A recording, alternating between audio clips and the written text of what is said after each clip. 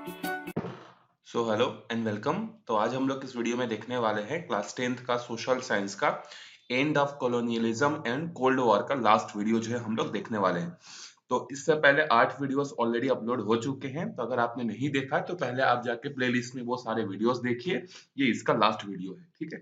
तो जैसा कि हमने लास्ट वीडियो में पढ़ा था कि किस तरीके से यूएसएसआर मतलब रशिया और यूएसए मतलब अमेरिका, ये दोनों के बीच में एक क्या हो गया था, कंपटीशन सा कंडीशन आ गया था कि कौन ज्यादा डिस्ट्रक्टिव न्यूक्लियर वेपन्स बना सकता है।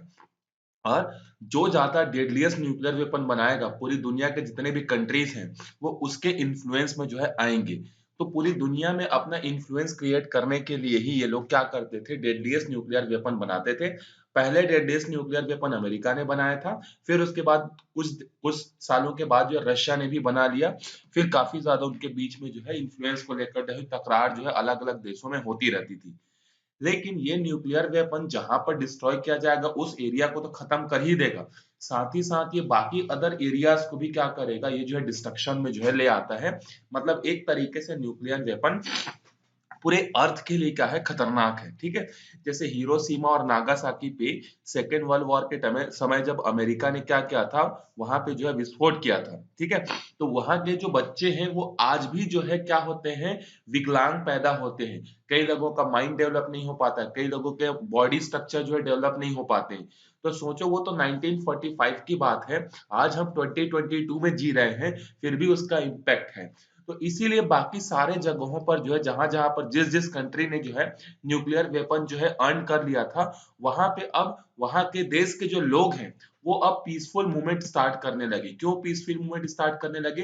कि हमारे धरती पे, हमारे देश की धरती पे जो है इस तरीके का डेडलियस्ट जो है न्यूक्लियर वेपन या न्यूक्लियर फैसिलिटीज जो है नहीं होगी। बहुत सारी महिलाएं, पुरुष, बच्चे जो है अलग अलग कंट्रीज में जो है इस तरीके के मूवमेंट में पार्टिसिपेट किए और अपने सरकार से कहने लगे कि या तो आप न्यूक्लियर वेपन को तोड़ दो, या इसको आप क्या करो, पूरी तरीके से जो है आ, ऐसा सेफ रखो जिससे किसी को नुकसान ना हो। मतलब बेसिकली मतलब उनका ये था कि ये सारे न्यूक्लियर वेपन को किसी न किसी तरीके से खत्म कर दो, और कोई भी कंट्री जो है इस तरीके के डेवलपमेंट के बारे में जो है ना सोचे। इसके लिए जो है लोग जो है अब क्या करने लगे, पीसफुल मूवमेंट जो है लॉन्च करने लगे। इसके बाद क्या हुआ, देखो यूएसएसआर में क्या हुआ, USSR did not see such wide spread movement, but even there are intellectual class extended is support to this world peace movement. एक तरीके से पूरी दुनिया में ही न्यूक्लियर वेपन को लेकर जो है क्या होने लगा था, पीसफुल मूवमेंट स्टार्ट हो गया था। लेकिन ये पीसफुल मूवमेंट हमें रशिया में देखने को नहीं मिले। क्यों रशिया में देखने को नहीं मिले? क्योंकि रशिया एक क्या है, आपको याद करो क्या बताया था मैंने, एक कम्युनिस्ट कंट्री है। वहां हर चीज पर जो कंट्रोल होता है किसका होता है, गवर्नमेंट का। तो वहां के लोगों में इतनी हिम्मत नहीं हुई कि वो क्या कर सके, पीसफुल मूवमेंट में जो है पार्टिसिपेट कर सके।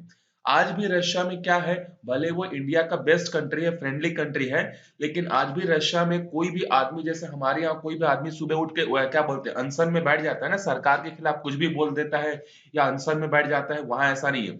अगर आपने सरकार के अगेंस्ट कुछ बोला या अनशन में बैठ गए, आपको सीधा जिंदगी भर के लिए क्या कर दिया जाएगा, जेल में कर दिया जाएगा। सरकार के अगेंस्ट में बोलना मना है वहां पे, ठीक है। जैसे चाइना वैसे रशिया भी है।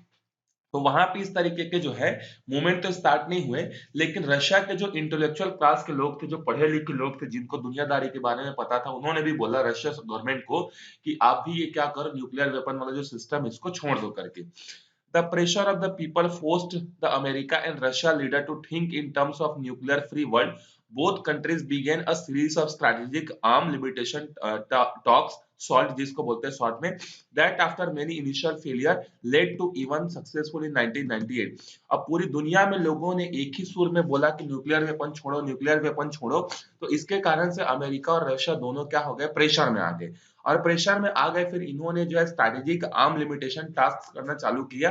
मतलब ये बेसिकली दोनों कंट्रीज न्यूक्लियर फ्री वर्ल्ड बनाने की तरफ जो है आगे बढ़े। तो स्टार्टिंग में इनका कन्वर्सेशन तो फेल हो गया, लेकिन 1998 आते आते इनका कन्वर्सेशन क्या हो गया, सक्सेसफुल हो गया। और अमेरिका के जो प्रेसिडेंट थे रोनाल्ड रेगन, और जो रशिया के जो समय के प्रेसिडेंट थे मिखैल, इन्होंने क्या किया, एक न्यूक्लियर डिसआर्मामेंट जो है डिग्री साइन किया। मतलब न्यूक्लियर वेपन यूज नहीं करेंगे, इसको जो है इन्होंने जो है साइन किया, ठीक है। और इसके बाद जो है कोल्ड वॉर क्या हो गया, खत्म हो गया। But the Cold War left a deep impact on the world. Apart from America and USSR, other countries were also forced to spend their resources on procuring weapons and strengthening their armed force instead of developing themselves and improving the lives of the people. लेकिन cold war 1998 में तो खत्म हो गया, लेकिन इसका impact पूरी दुनिया पर रहा। अब देखो, सबने वर्ल्ड वॉर वन और वर्ल्ड वॉर टू देख लिया था, तो जिसके पास ज्यादा वेपन होंगे वो क्या करता था, किसी दूसरे कंट्री को जाके गुलाम बना लेता था, कॉलोनी बना लेता था। तो अब छोटे छोटे देश भी अपने बारे में सोचने लगे कि अगर यार वर्ल्ड वॉर थ्री हो गया तो अगर हमारे पास अच्छे से वेपन नहीं होंगे तो हम कैसे अपने कंट्री को सेव कर पाएंगे। तो अदर कंट्रीज के बीच में भी जो है अब न्यूक्लियर वेपन को लेकर या अदर टाइप के वेपन को लेकर जो है क्या होने लगी, होड़ मचने लगी कि हमें भी अपना वेपन बनाना है, हमें भी अपनी आर्मी को स्ट्रॉन्ग करनी है।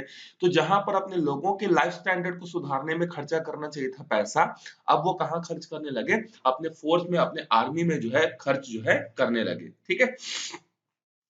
Talking advantage of USSR deteriorating economic condition, many East European countries that were getting restless under Soviet control broke away from declare their independence. This phase saw the reunification of East and East Germany, and in either symbolic by the dramatic destruction of the Berlin Wall, which divided the capital between the two wings by the common people. अब देखो, जैसे जैसे cold war खत्म हुआ, Russia जैसे जैसे झुक गया, तो पहले के जो कंट्रीज थे जो टूट रहे थे अलग अलग, कोई यूएसए के साइड जा रहा था, कोई यूएसएसआर के साइड जा रहा था, अब ये दोनों ने साइन कर लिया, ट्रीटी साइन कर लिया। तो जो जो कंट्रीज पहले टूट गए थे अलग अलग थिंकिंग के कारण, वो अब धीरे धीरे जुड़ने लगे। जैसे कि यहाँ पर एग्जांपल दिए, देखो बर्लिन, बर्लिन मतलब जर्मनी।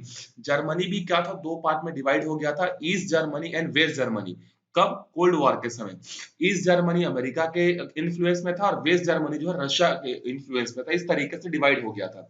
लेकिन बाद में जैसे ही अमेरिका और यूएसएसआर के बीच में ट्रीटी हो गई, ये फिर से अब एक हो गए। ठीक है। उसी तरीके से जो वियतनाम था वो भी पहले क्या हो गया था, अलग अलग ब्रेक हो गया था, फिर वो धीरे धीरे क्या होने लगे, जुड़ने लगे। और इसके कारण से कोल्ड वॉर के पहले जो है रशिया जो है क्या था, बहुत बड़ा लैंड मास वाला कंट्री था। आज भी दुनिया का सबसे बड़ा लैंड मास के अकॉर्डिंग सबसे बड़ा कंट्री कौन सा है? रशिया। तो 1991 के दिसंबर में क्या हुआ, रशिया जो है 15 छोटे छोटे कंट्रीज में क्या हो गया, ब्रेक हो गया। जिसको किर्गिस्तान, कजाकिस्तान, ये सब हम मंगोलिया, ये जितनी भी चीजें हैं ना, ये सब रशिया के ही पार्ट थे एक टाइम पे।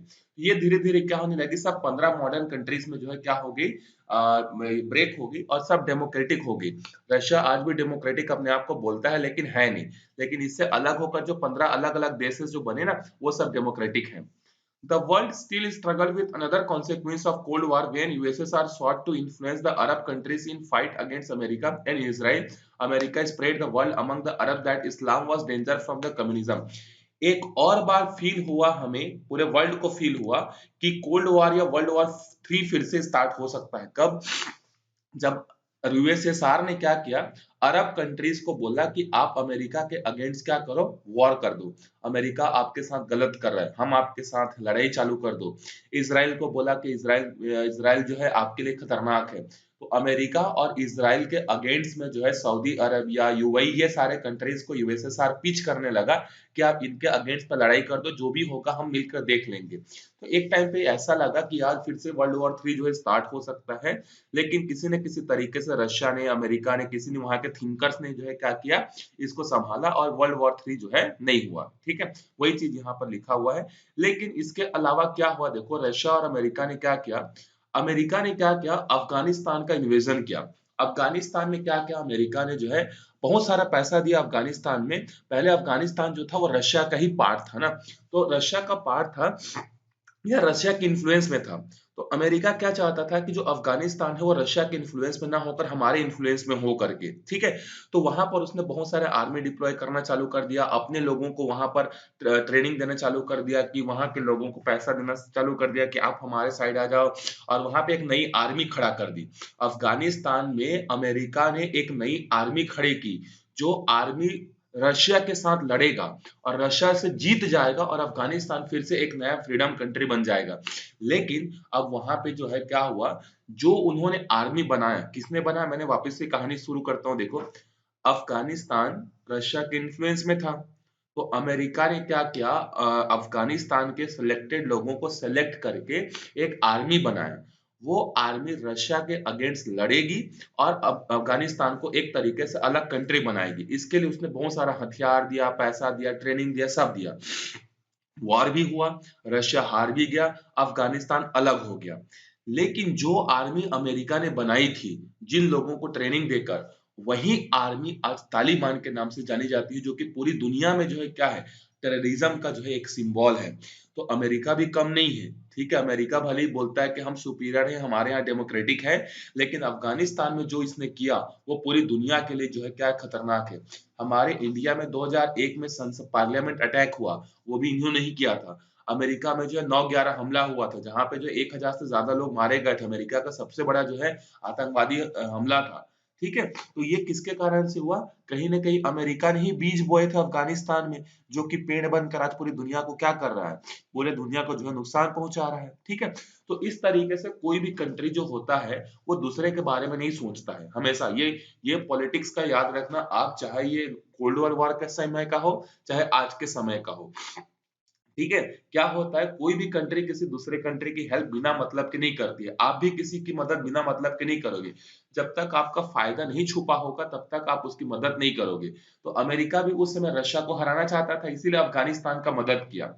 और अभी-अभी 2020-21 में जितना भी अपना वहाँ पे हथियार रखा हुआ था, जितने भी अमेरिका के सैनिक अफ़गानिस्तान में थे, सबको वापस बुला लिया। अब अफ़गानिस्तान देखो, पहले डेमोक्रेटिक कंट्री था, अब तालिबान के अंडर में आ गया। सीरिया कानून, इस तरीके के सिस्टम वहां पर जो है क्या होने लगे हैं, चालू होने लगे हैं। तो ना तो रशिया अच्छा है, ना अमेरिका, दोनों को अपना अपना बेनिफिट देखना है। इसीलिए पूरी दुनिया को इन्फ्लुएंस में जो है ये लेकर जो है क्या होते हैं, आते हैं। तो यहाँ पर हमारा जो है कोल्ड वॉर तो खत्म होता है, लेकिन कोल्ड वॉर के बाद एक नए तरीके का कोल्ड वॉर चालू हो गया, जिसको बोलते हैं टेररिज्म, जिसका सबसे बड़ा सपोर्टर है पाकिस्तान, ठीक है? तो अब आगे वीडियो में हम लोग देखेंगे, आप बताइएगा कि कौन से चैप्टर के वीडियोस जो है आपको चाहिए।